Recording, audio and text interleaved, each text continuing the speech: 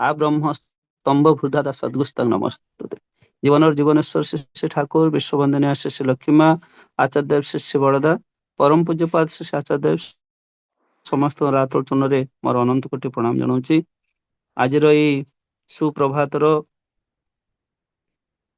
ଶ୍ରୀ ଶ୍ରୀ ଠାକୁରଙ୍କର ପୁରୁଷୋତ୍ତମଙ୍କର ଧରାବତରଣ ପବିତ୍ର ଭାଦ୍ର ମାସର ଏଇ ସତ୍ସଙ୍ଗ ଅନଲାଇନ ଆମର ଗୋବିନ୍ଦପୁର କଟକ 1935 ଦିନ ଏକ ଦୀର୍ଘ ଯାତ୍ରା। এই ସତ୍ସଙ୍ଗର ପୁରୋଧା ଶରତ ଭାଇ ଏବଂ ସଂଘରେ ଯୋଡ଼ି ହୋଇଥିବା ସମସ୍ତ ରୀତି ଅଧୁର୍ଯ୍ୟ ରାଜକର୍ମୀବୃନ୍ଦ, ପୂଜ୍ୟ ଗୁରୁ ମଣ୍ଡଳୀ, ମାତୃକୁଳ ସମସ୍ତଙ୍କୁ ମୋର ଭକ୍ତିପୂତ ଜୟଗୁରୁ ଜଣାଉଛି। ହରି ଅନନ୍ତ, ହରି କଥା ଅନନ୍ତ, ଆକୁ ସାରା ଯାଇପାରେ ନା ଏବଂ ଶୁଣିକି ମଧ୍ୟ ମନରେ ଆଧ୍ୟାତ୍ମିକ ଆକାଂକ୍ଷା ଯାହାର ଅଛି ତାହାର ପୂର୍ଣ୍ଣଚ୍ଛେଦ ମଧ୍ୟ ପଡ଼େ ନା।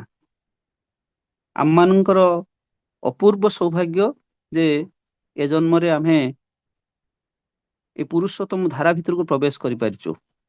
ଆମମାନଙ୍କର କାହାରି ସ୍ମୃତିରେ ନାହିଁ ଯେ ପୁରୁଷୋତ୍ତମ ଶ୍ରୀ ହରିଙ୍କ ସମୟରେ ଯେତେବେଳେ ହିରଣ୍ୟକଶ୍ୟପକୁ ବଦ୍ଧ କରାଗଲା ସେ ସମୟରେ ଆମମାନେ କଣ ଥିଲୁ, କେଉଁଠି ଥିଲୁ, ପୁରୁଷୋତ୍ତମଙ୍କ ଧାରାକୁ ଆସିଥିଲୁ କି ନାହିଁ, ଆମ ସ୍ମୃତି ଭିତରେ ନାହିଁ।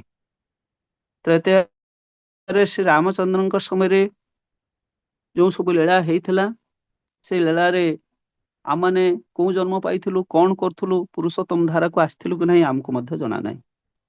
ଏବଂ ଶ୍ରୀ କୃଷ୍ଣଚନ୍ଦ୍ରଙ୍କ ସମୟରେ ଦ୍ୱାପର ଯୁଗରେ ସେଇଭଳି ଭାବରେ ଆମେ କେଉଁଠି ଥିଲୁ, କଣ କରିଥିଲୁ ଆମକୁ ଜଣା ନାହିଁ। ଅନ୍ତତଃ ଏଇ ଜନ୍ମରେ ଏଇ ପୁରୁଷୋତ୍ତମ ଧାରା ଭିତରକୁ ପ୍ରବେଶ କରିଛୁ। କାହାରି କାହାରି ଭାଗ୍ୟ ହେଇଛି ଶ୍ରୀ ଠାକୁରଙ୍କୁ ଦର୍ଶନ କରିବାରେ, ସେଭଳି ବ୍ୟକ୍ତିତ୍ୱ ଆଜି ଆଉ ନାହାନ୍ତି। ନକୁଳ ସାହୁ, ବିକାଶ ରଞ୍ଜନ ଭୌମିକ, ଏମାନେ ସବୁ ଯେଉଁ ଭାଗ୍ୟ ଥିଲା ଚର୍ମଚକ୍ଷୁରେ ପ୍ରଭୁ ସେ ପୁରୁଷୋତ୍ତମଙ୍କୁ ଦର୍ଶନ ପ୍ରଣାମ କରିଛନ୍ତି। ସେମାନଙ୍କ ପାଖରୁ ଆମେ କିଛି କଥା ଶୁଣିଛୁ, ଆମମାନଙ୍କର ଭାଗ୍ୟ ହେଇଛି। ଆମମାନଙ୍କ ଭାଗ୍ୟରେ ଜୁଟିଛି କିନ୍ତୁ ଏଇ ଆଚାର୍ଯ୍ୟ ପରମ୍ପରାରେ ଶ୍ରୀ ଶ୍ରୀ ବଡ଼ଦାଙ୍କୁ ଦର୍ଶନ କରିବାର, ପୂଜ୍ୟପାଦ ଦାଦାଙ୍କୁ ଦର୍ଶନ କରିବାର, ଆଉ ଆଜିର ଆଚାର୍ଯ୍ୟ ଦେବଙ୍କର ଲୀଳାକୁ ଆମେ ଦର୍ଶନ ତ ତାଙ୍କୁ କରୁଛେ ଏବଂ କିଛିଟା ଦେଖୁଛେ। କିନ୍ତୁ କଥା ହେଉଛି, ଯଦି ଆମମାନଙ୍କର ହୃଦୟ, ଆମମାନଙ୍କର ଇଚ୍ଛା ଶକ୍ତି ଏବଂ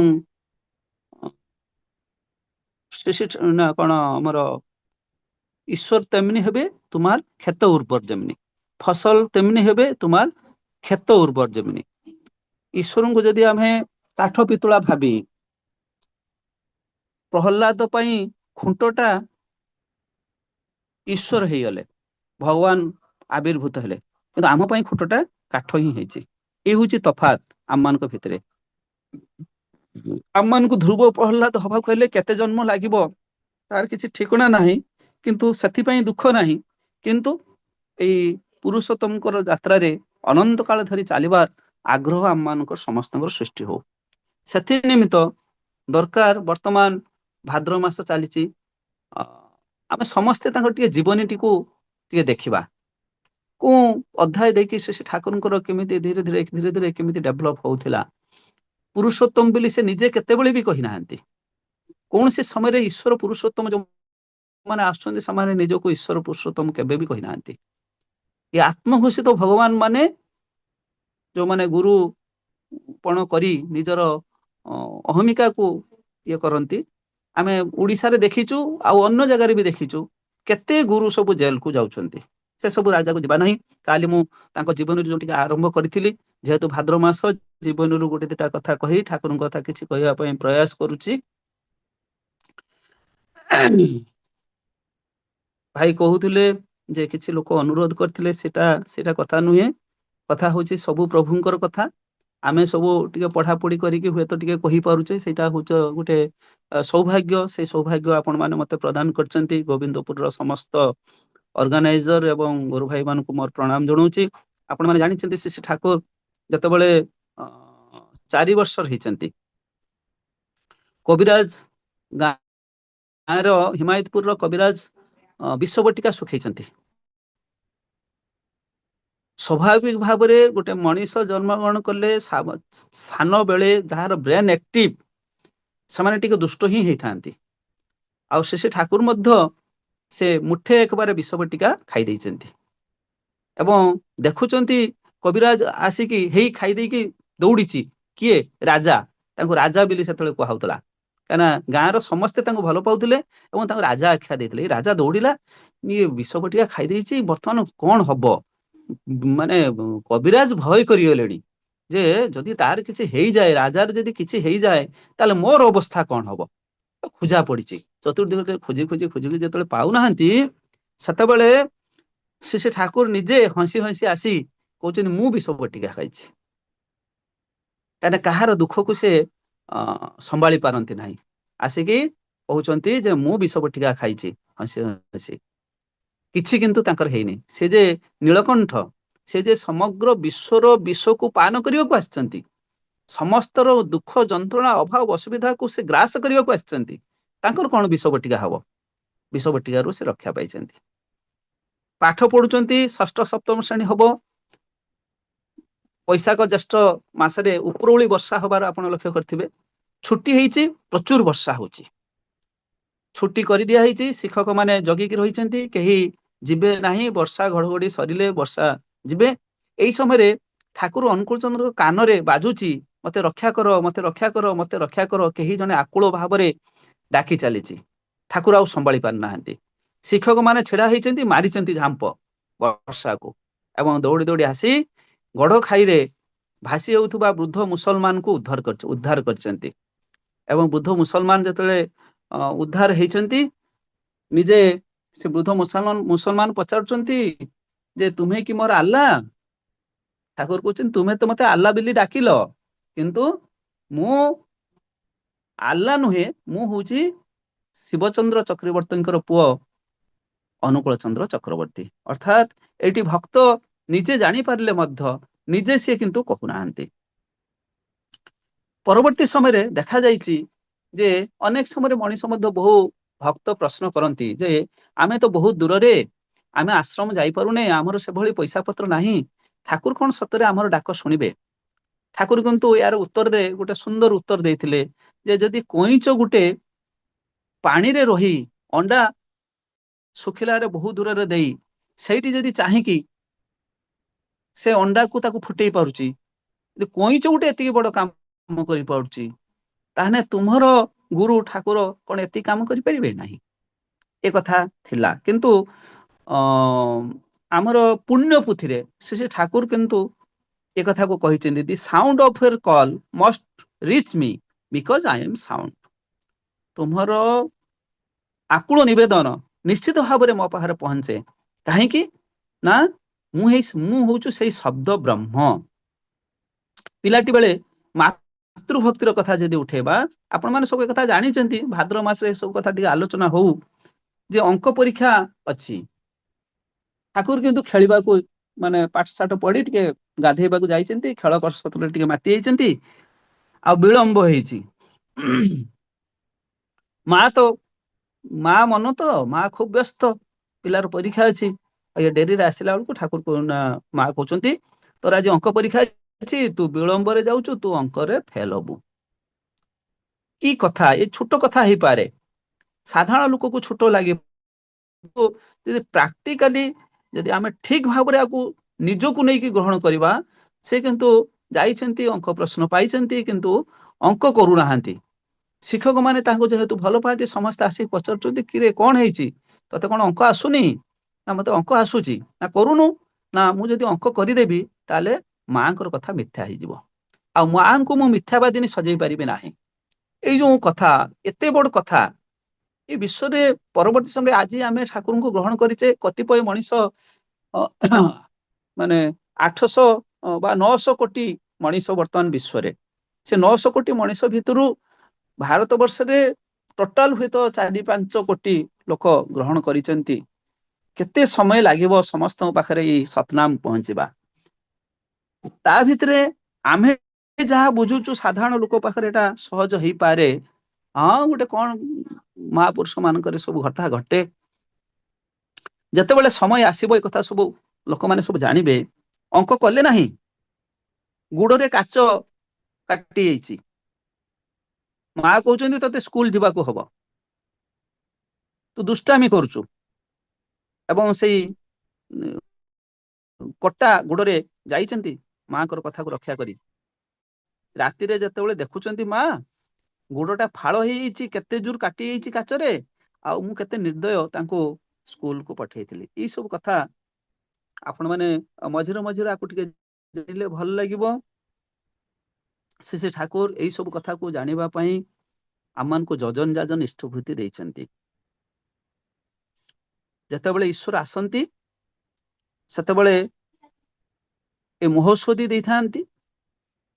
ଏ ନାମ ହଉଛନ୍ତି ମହୋଷଧି, ଏବଂ ଯୋଉ ସେଥି ନିମିତ୍ତ ରୋଗ ଭଲ ହବା ନିମିତ୍ତ ଯୋଉ ଯୋଉ କଥା ତାକୁ ମଧ୍ୟ କହିଥାନ୍ତି। ସେ କଥା ହଉଛି ଯଜନ ନାମ ତ ଦେଇଛନ୍ତି, ତାହା ଯେତେବେଳେ ଯଜନ ଯାଜନ ଇଷ୍ଟଭୂତି କରିବା ପାଇଁ କହିଛନ୍ତି। ଏଇ ଯୋଜନ ଟା କଣ ନା, ସକାଳେ ଉଠିକି ଆମମାନେ ନିଜର କଥା, ନିଜ ସ୍ତ୍ରୀର କଥା, ପୁଅ ଝିଅର କଥା ଚିନ୍ତା କରୁଛେ।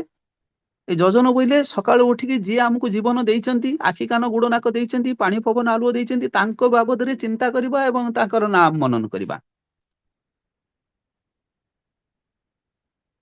ଇଷ୍ଟଙ୍କର କଥାକୁ ଚିନ୍ତା କରିବା ଏବଂ ତାଙ୍କର କାମ କେମିତି କରିବା ଉପାୟ ଚିନ୍ତା କରିବା, ଇଏ ହଉଛି ଯଜନ।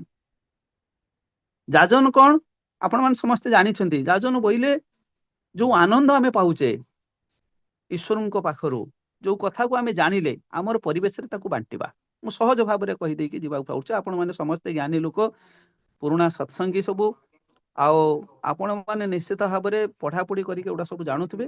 ଇଷ୍ଟଭୂତି ବାବଦରେ ବହୁ ପ୍ରଶ୍ନ ଆମର ସମାଜରେ ଉଠେ ଯେ ସତରେ କଣ ଈଶ୍ୱର ପଇସା ନିଅନ୍ତି?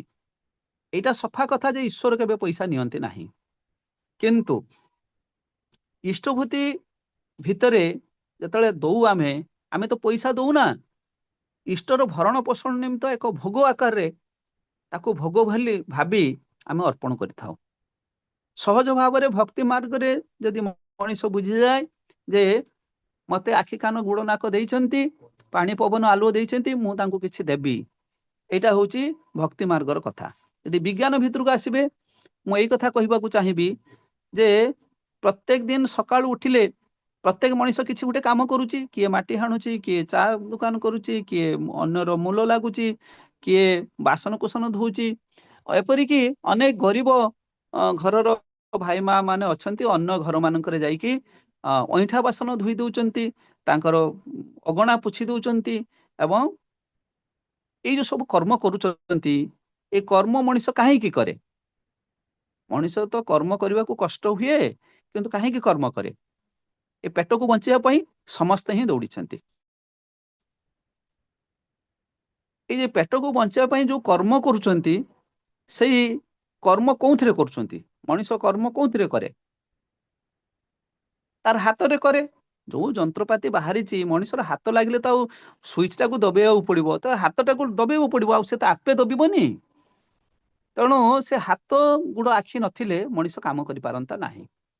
ଏଇ ହାତ ଗୋଡ ଆଖି ଦେଇଛନ୍ତି କିଏ? ହାତ ଗୋଡ ଆଖି ଈଶ୍ୱର ହିଁ ଦେଇଛନ୍ତି।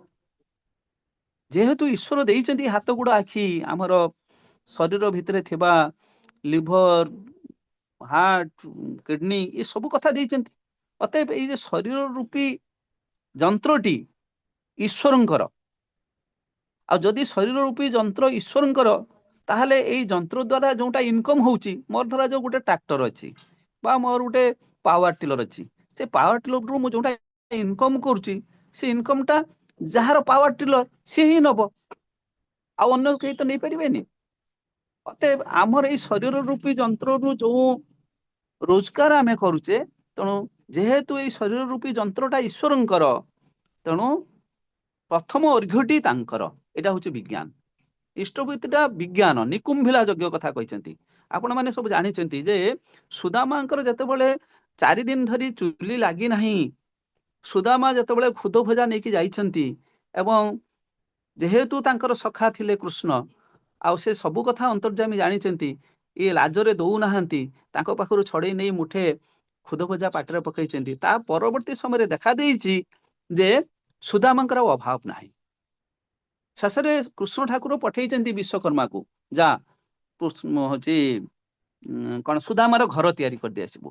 ଯେତେବେଳେ ବିଶ୍ୱକର୍ମା ଯାଇଛନ୍ତି ସୁଦାମାର ଘର ତିଆରି କରିବାକୁ, ସେତେବେଳେ ତାଙ୍କ ସ୍ତ୍ରୀ ତିଆରି କରିବାକୁ ଦେଇନାହାନ୍ତି। କାହିଁକି ନା ମୋର ଘର ପକ୍କା ହେଇଯିବ, ମୁଁ ଅଭାବୀ ଲୋକ, ମୁଁ ନିଆଁ ଧାର ଆଣେ, ଦିଆସିଲି ଧାର ଆଣେ, ମୁଁ ଡାଲି ଧାର ଆଣେ, ଲୁଣ ଧାର ଆଣେ, ମୋ ଘର ଯେତେବେଳେ ପକ୍କା ଘର ହେଇଯିବ ମୁଁ ଆଉ ସେମାନଙ୍କୁ ମାଗିପାରିବି ନାହିଁ। ବିଶ୍ୱକର୍ମାକୁ ଫେରେଇ ଦେଇଛନ୍ତି। ବିଶ୍ୱକର୍ମା ଯାଇକି ଯେତେବେଳେ କୃଷ୍ଣ ଠାକୁରଙ୍କ ପାଖରେ ପହଞ୍ଚୁଛନ୍ତି, କୃଷ୍ଣ ଠାକୁର ପଚାରୁଛନ୍ତି ଏଇ ସୁଦାମାର ଘର ହେଲା? ନା ଆଜ୍ଞା ହେଲାନି। ନା କାହିଁକି ହେଲାନି? ନା ତାର ସ୍ତ୍ରୀ ଏଇ ପ୍ରକାରର ଫେରେଇ ଦେଲା। ନା ଯା ଏ ସୁଦାମା ଗାଁର ଯେତେ ଲୋକ ବସବାସ କରୁଛନ୍ତି ସମସ୍ତଙ୍କର କରିଦେବେ ସେମାନଙ୍କର ପକ୍କା ଘର। ପକ୍କା ଘର ହେଇଛି। ଯେ ତା ଶ୍ରୀ ଠାକୁର କହିଛନ୍ତି ମଣିଷ ଯଦି ଠିକ ଭାବରେ ଇଷ୍ଟଭୂତି କରେ, ମଣିଷ ଯଦି ଈଶ୍ୱରଙ୍କୁ ଟଙ୍କାଟେ ଦିଏ, ତାର 14 ପୁରୁଷ ଉଦ୍ଧାର ହୁଅନ୍ତି। ଆଗେ ବିଶ୍ୱାସ ସୃଷ୍ଟି ହବା ଦରକାର। ଦେଖାଯାଇଛି ଯେ ସୁଦାମା ପାଇଁ ତାର ପଡ଼ାପଡ଼ୋଶୀଙ୍କର ମଧ୍ୟ ଅଭାବ ରହିଲା ନାହିଁ ଏବଂ ଘର ମଧ୍ୟ ସବୁ ତିଆରି ହେଇଗଲା। ଆମେ ଦ୍ରୌପଦୀଙ୍କର କଥା ଜାଣିଛେ। ଏ ସବୁ ଉଦାହରଣକୁ ଆମକୁ ଲକ୍ଷ୍ୟ ରଖି ଇଷ୍ଟଭୂତି ଯେ ବିଜ୍ଞାନର କଥା, ସେ ଇଷ୍ଟଭୂତିକୁ ମଧ୍ୟ ସେ ବିଜ୍ଞାନ ଭିତ୍ତିକ ଭାବରେ ଯେତେବେଳେ ଅର୍ପଣ କରୁଛେ, ଆମେ ଅର୍ପଣର ଭାବ ନେଇକି କରିବାକୁ ପଡିବ। ତାର ପୂର୍ବରୁ ଅନ୍ତତଃ ଅଧଘଣ୍ଟେ 45 ମିନିଟ ନାମ ଧ୍ୟାନର କଥା କୁହାଯାଇଛି। ଯଦି ଆମେ ପାରୁନେ ଅନ୍ତତଃ 15 ମିନିଟ କରି ଗୋଟେ ସମାନ ଆସନ, ସମାନ ସମୟ ଏବଂ ସମାନ ପୋଷାକରେ ନାମ ଧ୍ୟାନ କରିବାକୁ ପଡେ। ଯୋଉମାନେ ପୁରୁଣା ସତ୍ସଙ୍ଗୀ ସବୁ ହେଇଗଲେଣି, ଏସବୁ କଥା ପ୍ରତି ଧ୍ୟାନ ଟିକେ ଦବାକୁ ପଡିବ। ଗୋଟେ ସେ ନାମରେ ଯୋଉ ଭାଇବ୍ରେସନ ଅଛି, ସମାନ ଆସନ, ସମାନ ପୋଷାକ ଏବଂ ସମାନ ସମୟରେ ଯଦି ମଣିଷ ନାମ ଧ୍ୟାନ କରେ, ତାହେଲେ ନିଶ୍ଚିତ ଭାବରେ ତାର ଯାହା ଫଳ ପ୍ରାପ୍ତି ହବା କଥା ଆପଣ ମାନେ ସବୁ ଜାଣିଛନ୍ତି, ସେ ଫଳ ପ୍ରାପ୍ତି ନିଶ୍ଚିତ ସମ୍ଭବ। ଇଷ୍ଟପୂର୍ତି କରୁଛି, ଦୁଃଖ ଯାଉନାହିଁ, ଏଇ କଥା ମଧ୍ୟ ଆମ ସମାଜରେ ରହିଛି। ଇଷ୍ଟଭୂତିକୁ ଯଜନ ଯାଜନ ଇଷ୍ଟଭୂତି କରିଲେ କାଟେ ମହାଭୀତି କଥା ଶ୍ରୀ ଠାକୁର କହିଛନ୍ତି। କିନ୍ତୁ ଦେଖାଯାଉଛି ଅନେକ ମଣିଷ ଇଷ୍ଟଭୂତି କରି ଚାଲିଛନ୍ତି, 30 ବର୍ଷ ଦୀକ୍ଷା ନେଲେଣି, 30 ବର୍ଷ ଧରି ଇଷ୍ଟଭୂତି କରୁଛନ୍ତି, ପଠଉଛନ୍ତି, ଦେଖିଲା ବେଳକୁ ଦୁଃଖ ଯାଉନାହିଁ ବା ଘରରେ ବିଭିନ୍ନ ପ୍ରକାର ଦୁର୍ଘଟଣା ମଧ୍ୟ ଘଟୁଛି। କୋଉ ଜାଗାରେ ଆମର ପ୍ରୋବ୍ଲେମ ରହିଛି? ସେ ଠାକୁରଙ୍କ ସମୟରେ ଜଣେ ଚାଷୀ ଯାଇକି ସେ ଠାକୁରଙ୍କୁ ଏଇ ପ୍ରଶ୍ନ କରିଥିଲା, ଠାକୁର ମୁଁ ତ ଯଜନ ଯାଜନ ଇଷ୍ଟଭୂତି କରି ଚାଲିଛି, କିନ୍ତୁ କାହିଁ ମୋର ଦୁଃଖ ଯାଉନାହିଁ, ମୋର ଅଭାବ ମେଣ୍ଟୁ ନାହିଁ। ଠାକୁର ତାକୁ ପଚାରିଥିଲେ, ଆରେ ତୁ କଣ କରୁ? ନା ମୁଁ ଚାଷ କରେ। କାରଣ ସେ ସମୟରେ ଚାଷୀ ହିଁ ଧନୀ ଥିଲା, ଯାହାର ଜମିବାଡି ଥିଲା ସିଏ ହିଁ ଧନୀ। ଚାକିରି ବାକିରି ଲୋକ କରୁନଥିଲେ, ଚାକିରି ବାକିରିରେ ଦରମା କମ ଥିଲା, ବାପା ମା ପିଲାମାନଙ୍କୁ ଚାକିରି କ୍ଷେତ୍ରକୁ ଛାଡୁ ନଥିଲେ।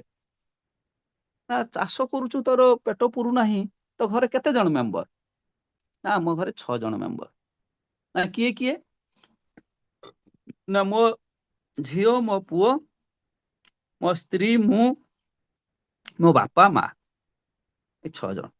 ଠାକୁର ତାକୁ ରିପିଟ କରିକି ପଚାରିଲେ ଯେ ଏଇ 6 ଜଣ ବ୍ୟତୀତ ତ ଘରେ କେହି ନାହିଁ? ନା ଆଜ୍ଞା ଅଛନ୍ତି। କିଏ? ନା ଜଣେ ଚାକର ଆଜ୍ଞା ଅଛନ୍ତି।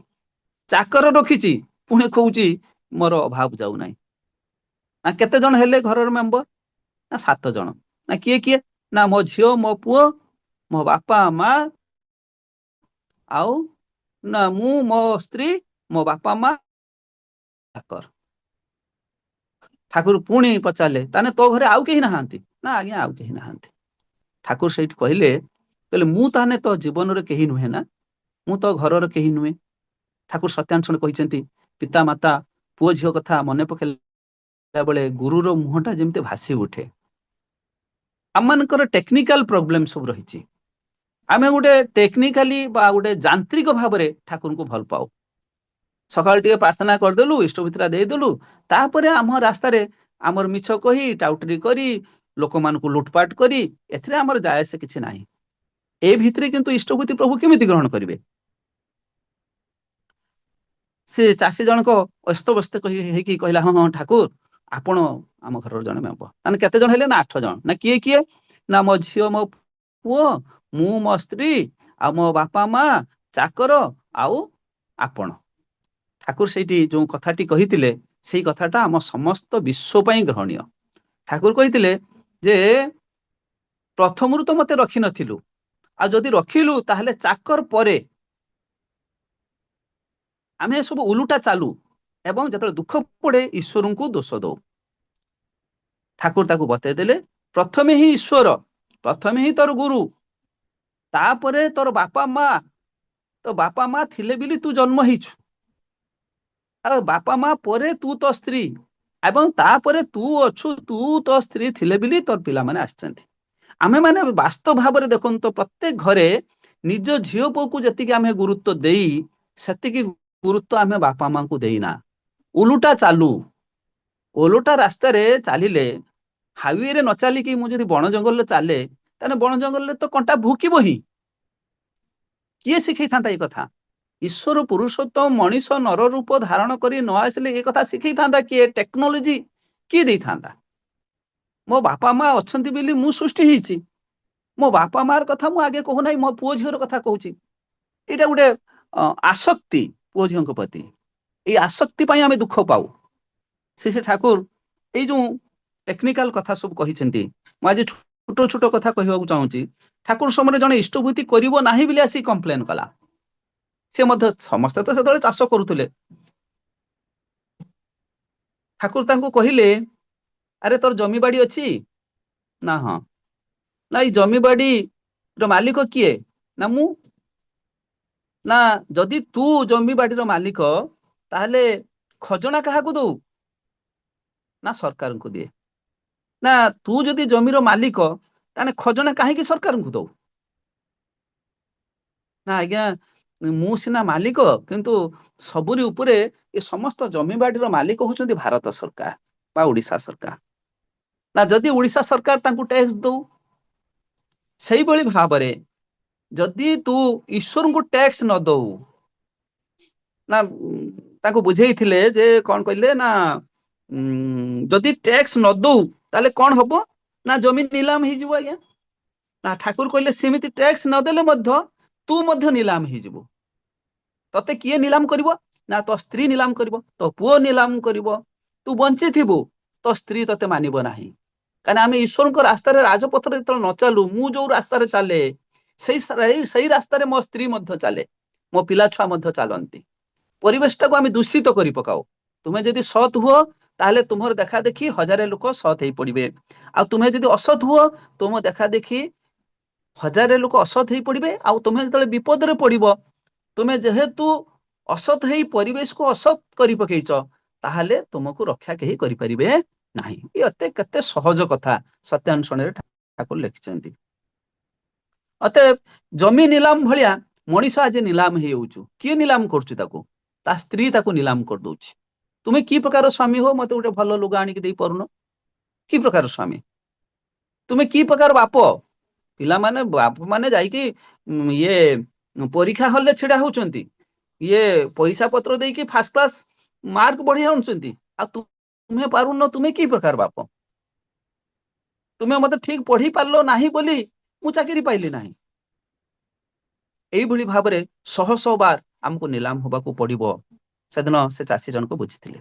ଜଣେ ମାଙ୍କର ପିଲା ହେଉନଥିଲା। ସେ ଠାକୁରଙ୍କ ପାଖରେ ଯାଇକି ନିବେଦନ କଲେ। ଠାକୁର ତାକୁ କିଛି ଚେରମୂଳି ଔଷଧର ବନ୍ଦୋବସ୍ତ କରିଦେଲେ ଏବଂ ସେ ମା ଜଣକ ସେ ଚେରମୂଳି ଔଷଧକୁ ନେଇକି ଘରକୁ ଫେରିଲେ ଏବଂ ତାଙ୍କର 2-3 ବର୍ଷ ଅନ୍ତରରେ ଲାଗ ଲାଗ 4ଟା ପିଲା ହେଲା। ଠାକୁର କିନ୍ତୁ ଅପେକ୍ଷା କରିଛନ୍ତି ଯେ ଆପଣ ଜାଣିଛନ୍ତି କିଭଳି ଭାବରେ ଯାହାକୁ ଔଷଧ ପତ୍ର ଦେଇଥାନ୍ତି ସେ କେମିତି ଅପେକ୍ଷା କରିଥାନ୍ତି। କାହିଁ ଦୀର୍ଘ ଦିନ ଧରି ସେ ମାଟାର କାହିଁ ଦେଖା ହଉନାହିଁ। ଗୋଟେ ଉତ୍ସବରେ ସେ ମା କୁ ଦେଖିଲେ, କହିଲେ ହେଇ ତ ସେ ମା, ଏରେ ମା କେମନ ଅଛନ୍? ନା ଆଜ୍ଞା, ଏଇ ପିଲା ଛୁଆଙ୍କ ପାଇଁ ମାନେ ମୁଁ ବଞ୍ଚି ପାରୁନାହିଁ, ମୋର ମୃତ୍ୟୁ ହେଇଯାନ୍ତା କି? ଠାକୁରଙ୍କୁ ପ୍ରଣାମ କରିକି ଯାଉଛି। ଠାକୁର ଭକ୍ତ ମାନଙ୍କୁ କହୁଛନ୍ତି ଏଇ ମାଟାର ଦିନେ ପିଲା ହଉନଥିଲା, ଆଉ ସେ ବର୍ତ୍ତମାନ କହୁଛି ଏଇ ପିଲାମାନଙ୍କ ପାଇଁ ସେ ସୁଖରେ ବଞ୍ଚି ପାରୁନାହିଁ। 2 ଜଣଙ୍କୁ କାଖରେ ଧରିଛି, ଆଉ 2 ଜଣଙ୍କୁ ହାତରେ ଧରି ଧରି ଚାଲିଛି। ଏ ପିଲାମାନେ କିଛି ପିଲାମାନେ ତ ଅଝଟ ହେବେ, କିନ୍ତୁ ପିଲାକୁ ହଜମ କରିବା, ପିଲାକୁ ମଣିଷ କରିବାର କାଇଦା ଯଦି ମା କୁ ଜଣା ନାହିଁ, ତାହେଲେ ପିଲା ତାକୁ ମାନେ ଅସୁବିଧାରେ ପକଉଛନ୍ତି ବୋଲି ସେ ଭାବୁଛି। ଆମକୁ ଜଣା ନାହିଁ ଈଶ୍ୱରଙ୍କ ପାଖରେ କଣ ମାଗିବାକୁ ପଡିବ। ସେଇଥିପାଇଁ ସେ ଠାକୁର ସତ୍ୟାନୁଷ୍ଠାନରେ ଲେଖିଲେ ଯେ ପ୍ରଭୁ ମୁଁ ଜାଣେ ନା ମୋର କୋଉଥିରେ ମଙ୍ଗଳ, ତୁମର ଇଚ୍ଛା ହିଁ ମଙ୍ଗଳ, ତୁମର ଇଚ୍ଛା ହିଁ ମୋ ଭିତରେ ପୂର୍ଣ୍ଣ ହଉ। ଆମେ ଅନେକ ସମୟରେ ଈଶ୍ୱରଙ୍କ ପାଖରେ ଏଟା ସେଟା ମାଗୁ, ଈଶ୍ୱର ହିଁ ଜାଣିଛନ୍ତି, ବାପା ଜାଣିଛନ୍ତି ମୋର ଅଭାବଟା କେଇଟି। ପିଲାଟା ସ୍କୁଲ ଯାଉଛି, ତାର ବ୍ୟାଗ ଦରକାର, ତାର ସାଇକେଲ ଦରକାର, ତାର ଡ୍ରେସ ଦରକାର, ତାର ରେନକୋଟ ଦରକାର, ଏକଥା ବାପା ଜାଣିଛନ୍ତି, ସମୟ ସୁବିଧା ଦେଖି ସେ କରିଦେବେ। କିନ୍ତୁ ଆମେ ଏଟା ସେଟାକୁ ମାଗୁ। ଆଚାର୍ଯ୍ୟ ପରମ୍ପରା ସେ ଠାକୁର ସୃଷ୍ଟି କରିଛନ୍ତି, ଯୋଉଟା କି ସବୁଠାରୁ ବଡ କଥା ଏଇ କଳିଯୁଗର ପୁରୁଷୋତ୍ତମ ଧାରାରେ, ଯୋଉଟା କି ପ୍ରଭୁ ରାମଚନ୍ଦ୍ର କହି ଯାଇ ନଥିଲେ ଯେ ମୁଁ ଲବକୁଶକୁ ରଖିଦେଇଗଲି, ପ୍ରଭୁ କୃଷ୍ଣଚନ୍ଦ୍ର କହି ଯାଇ ନଥିଲେ ଯେ ମୁଁ ପ୍ରଦ୍ୟୁମ୍ନକୁ ରଖିଦେଇଗଲି, କିନ୍ତୁ ସେ ଠାକୁର ଏଥର କଳି ଯୁଗରେ ମାନେ ମତି ଭିନ୍ନ ମଣିଷର ଖୁବ ଅଳ୍ପ ସମୟରେ ସେ ଭୁଲିଯାଏ। ସେଥିପାଇଁ ଆମ ସମସ୍ତଙ୍କ ପାଇଁ ଆଚାର୍ଯ୍ୟ ପରମ୍ପରା ରଖିଦେଇଯାଇଛନ୍ତି। ନିଜେ କହିଯାଇଛନ୍ତି ମୁଁ ସେ ବଡ ଖକାକୁ ରଖିଦେଇଗଲି। ଏଇ ଆଚାର୍ଯ୍ୟ ପରମ୍ପରାରେ ବର୍ତ୍ତମାନ ଯୋଉ ଆଚାର୍ଯ୍ୟ ଦେବ ଅଛନ୍ତି, ତାଙ୍କ ସମୟରେ ଗୋଟେ କଥା କହୁଛି, ଗୋଟେ ଦମ୍ପତି ଯାଇକି ସେ ଠାକୁର ଖୁବ ଧନାଢ୍ୟ ଦମ୍ପତି ସେ ଠାକୁରଙ୍କ ପାଖରେ ପହଞ୍ଚିଲେ ଏବଂ ତାଙ୍କର ପିଲା ଆଉଟ୍ ଅଫ୍ ଅର୍ଡର ହେଇଥିଲା, ବ୍ରେନ ଟା କାମ ଠିକ କରୁନଥିଲା। ଏବଂ ସେଟା କେମିତି ନା ମୋବାଇଲ ଦେଖି ଦେଖି ସେ ମୋବାଇଲ ସହିତ ଏତେ ଜଡିତ ରହୁଥିଲା, ପାଠ ସାଠ ଆଉ ତାକୁ କିଛି ଭଲ ଲାଗୁଥିଲା, ଆବସେଣ୍ଟ ମାଇଣ୍ଡରେ ରହୁଥିଲା। ନିଜେ ସେ ଠିକ କଲେ, ବାଙ୍ଗାଲୋରରେ କେହି ଜଣେ ଏକ୍ସପର୍ଟ ଡକ୍ଟର ଅଛନ୍ତି ଏବଂ ନିବେଦନ କଲେ ଯେ ମୋର ପିଲାର ଦେହଟା ଠିକ ରହୁନାହିଁ, ଆଉ ମୁଁ ବାଙ୍ଗାଲୋରରେ ଏଇ ଡକ୍ଟରଙ୍କୁ ଦେଖେଇବି, ନିବେଦନ କଲେ। ପରମ ପୂଜ୍ୟପାଦ ଶିଷ୍ୟ ଆଚାର୍ଯ୍ୟ ଦେବ କହିଲେ ଖୁବ ଭଲ କରି ଦେଖାଇବେ। ଗଲେ ବାଙ୍ଗାଲୋର, ଗଲେ ଡାକ୍ତରକୁ ଦେଖେଇଲେ, ଡାକ୍ତର ମଧ୍ୟ ସବୁ ଦେଖା ଦେଖି କରିକି ମେଡିସିନ ଦେଲେ, 2-4 ମାସ ଖାଇଲେ, କିନ୍ତୁ ଦେଖାଗଲା ପିଲାର କିଛି ପରିବର୍ତ୍ତନ ହେଲା ନାହିଁ। ପରବର୍ତ୍ତୀ ସମୟରେ ବଡ ବଡ ଯେହେତୁ ଧନାଢ୍ୟ ଲୋକ, ଆଉ କୋଉଠି ବଡ ଏକ୍ସପର୍ଟ ଡକ୍ଟର ଅଛନ୍ତି, ତାକୁ ଲୋକ ସାଙ୍ଗ ସାଥୀ ପ୍ରିୟା ପିତୁଙ୍କୁ ପଚାରି ଦେଖିଲେ ବମ୍ବେରେ ଏଇଭଳି ଜଣେ ଡକ୍ଟର ଅଛନ୍ତି।